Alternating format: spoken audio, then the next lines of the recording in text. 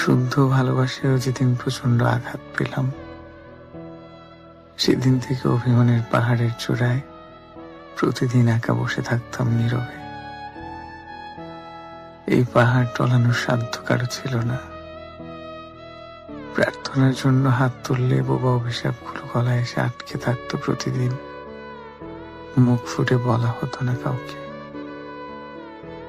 স্রষ্টাকে বোধ হয় সবকিছু বলার প্রয়োজন হয় না। একদিন ধাক্কা খেয়ে উঠে দাঁড়ালাম ঠিকই, এলোমেলো জীবনটা অনেকটাই গোছানো হয়ে গেল।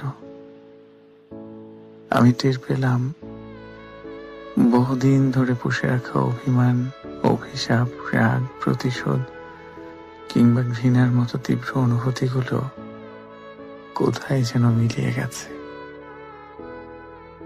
এখন কষ্ট দেওয়া মানুষটাকে চোখে